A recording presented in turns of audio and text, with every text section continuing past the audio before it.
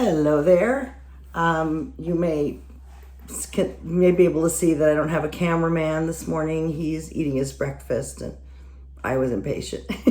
In fact, I just got up maybe 20 minutes ago, still having my coffee.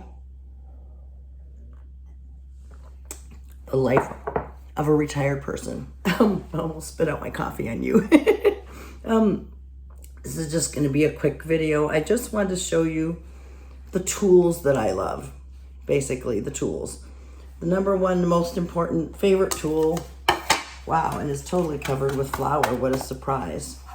And I'm not promoting this. I don't sell it. It's just, what I use. It's this from E-Tech City. E-T-E-K-C-I-T-Y. It has units that go from grams to milliliters to ounces to pounds and ounces to fluid ounces and back to grams.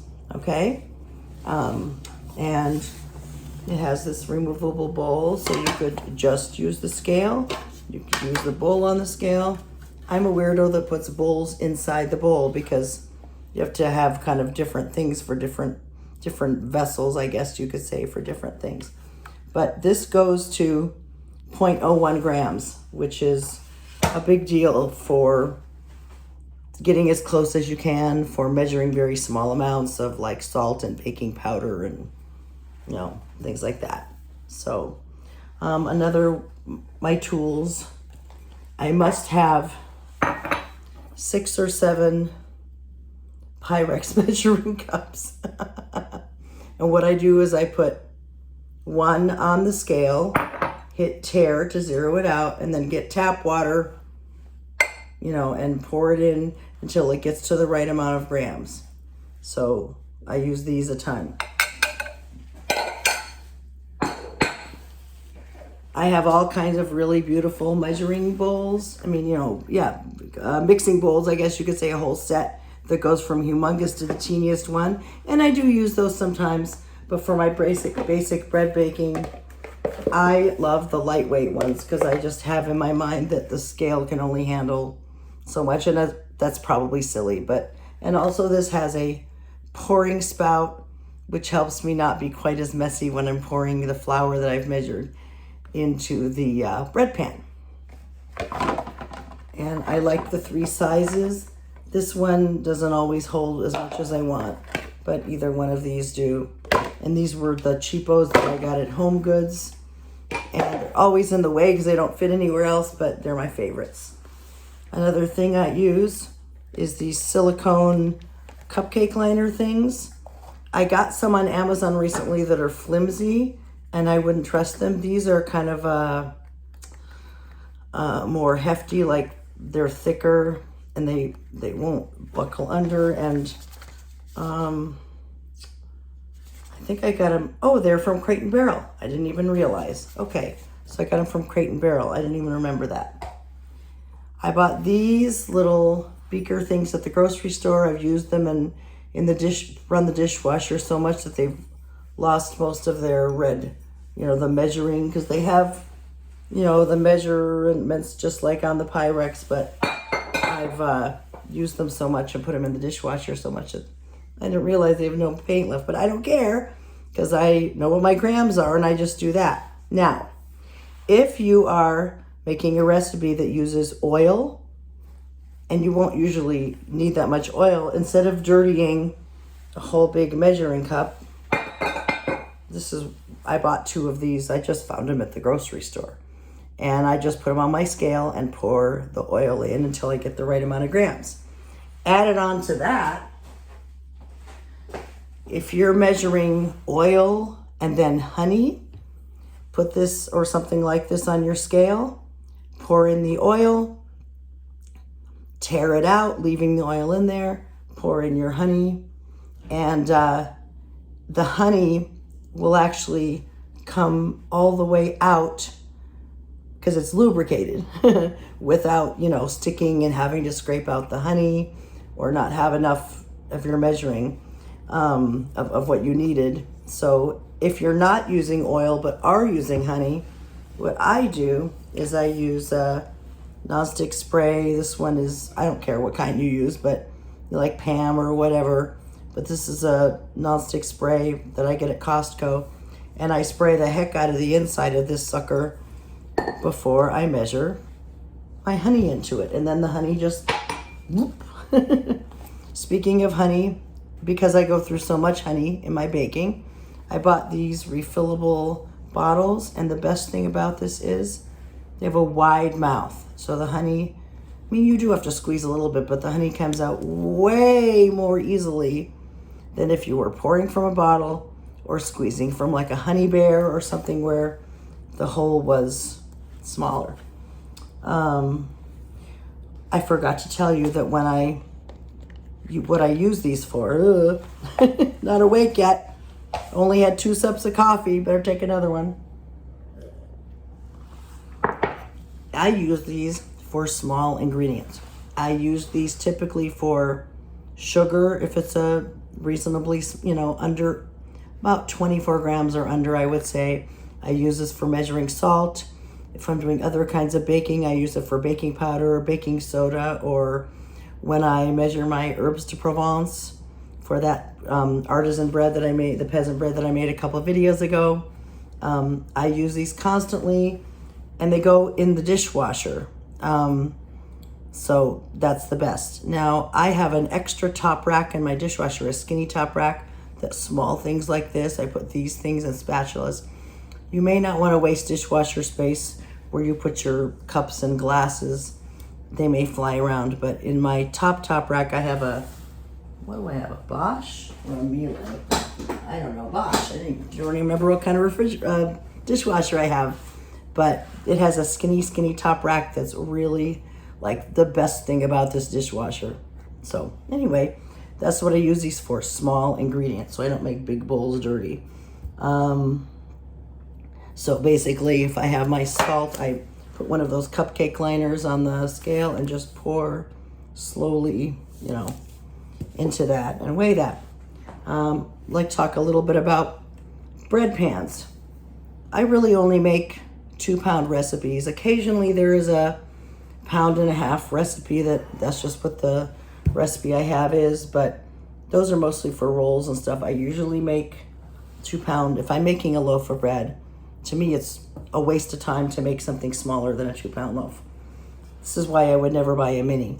Okay, so this is a inexpensive Wilton non-stick loaf pan. I think it's 9.25 by, 9.25 by 5.25. In fact, I happen to have a measuring tape right here. 9.25 by 5.25, yeah. So, and I still spray it with this a lot. It's just easier if you spray it more. You could also use parchment. I use parchment for a lot of things, but I have not used parchment in a loaf pan yet. I should really try that. For those of you who make 1-pound loaves, I just don't understand it. Look at the size. I mean, the depth, this is, I should measure it. The cavity is about 8.5 by 4.5. I mean, to me, when I bought these, I shouldn't have, but they're good for like zucchini bread or whatever. This makes like bread for a baby. I mean, it's only a finger worth deep. How many? Let's see. The depth is like under 3 inches. Who would want a loaf of bread that was? I mean, it's just look at my hand. Do you see how small that I don't understand it. Okay, so you probably know that I make a lot of challah. Challah, and it's spelled Challah. It's a Jewish egg bread.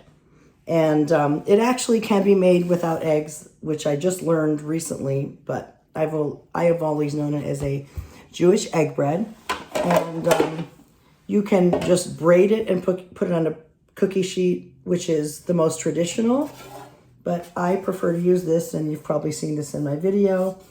This is from Everything I have is from Amazon, I think. Magic Mill 10-inch challah pan. You can see it's really deep. It's, I think it's probably 4 inches deep. No, 3.5. And the challah comes way up over the top, and you've seen that in my other video. And I also have a smaller one that I bought. It's probably a 9-inch. I don't know. I bought a second one by mistake. Well, that's weird. This says 12 inches across, but maybe that's not the inside. Huh. Well, now I'm really confused because I thought this was a 10-inch. Maybe this is a... Well, this is a 13-inch. I'm all screwed up. All right. So I have a 13-inch and a 12-inch, and I thought I had a 9-inch and a 10-inch. Anyway, that's what works. Trying to think what else I wanted to tell you. I have multiple bread machines. I have 3 Zojirushi Virtuoso Pluses. And I want to talk a little bit about the preheat or rest. On the Home Bakery Supreme, it's called a preheat. On the Virtuoso Plus, it's called rest. To me, other than the fact that the bread machine will mix, knead, let rise, and then bake if you bake in the bread machine, the most important feature, and 2 paddles, that's 4, 2 paddles. The most important feature a bread machine can have is having that preheat or rest function. This girl is lazy, and this girl doesn't want to think. When this girl wakes up in the morning and wants to bake, this girl does not want to have to warm up her liquids or her things out of the fridge. To me, that's such a huge waste of time and energy. The preheat or rest cycle, you just throw everything in cold. Even if the recipe asks for melted butter, you don't need to. You just put it in. I mean, I cut it up a bit, but just put it in cold. Tap water, cold. Or even if you have the water from the refrigerator and you want to use the purified water from your fridge, put it in cold. You could put in ice water. It wouldn't matter. Yeast I keep in the freezer in a jar. I'm going to show you.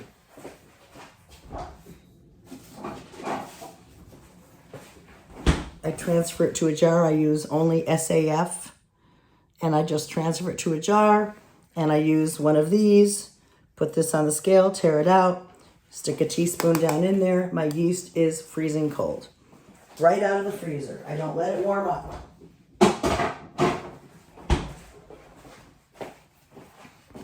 So those are some tips. Oh, I want to show you one more thing. Hold on.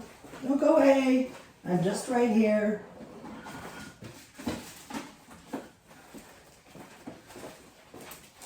Because I gift a lot of breads, I have these they're called thick plastic bread bags that I get on Amazon.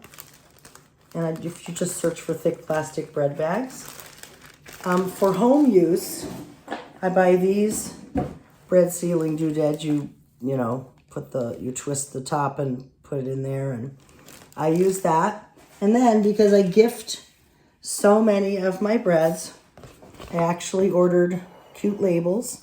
Let's see if I can hold it closer so you can see it. And I don't know if it'll be flipped, but it says Ellen's Rolls and Loaves of Love. It has like a bread inside a heart. And these are shiny, and they're freezer labels, and they hold up forever. They're amazing. So what I do is I use a skinny Sharpie, the fine point kind, and I write the name of the bread right under, the top, and the date I've made it. I list every single ingredient.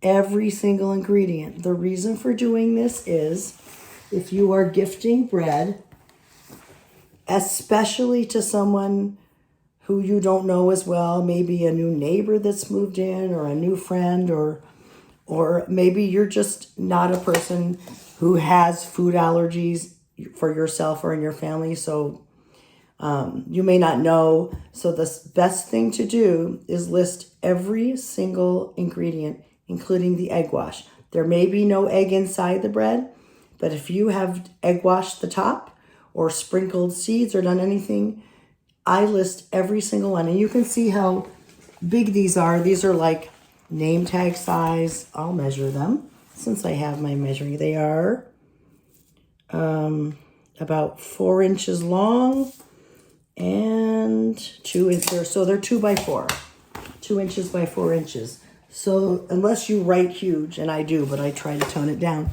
they're big enough to list every single ingredient and even instructions like put in freezer tonight, take out 1 slice at a time, which is what I often write. I'm trying to think if there's anything else I wanted to tell you. That may be it for now. Happy baking. I hope this little video gave you some inspiration and maybe a little more comfort level to do some more baking.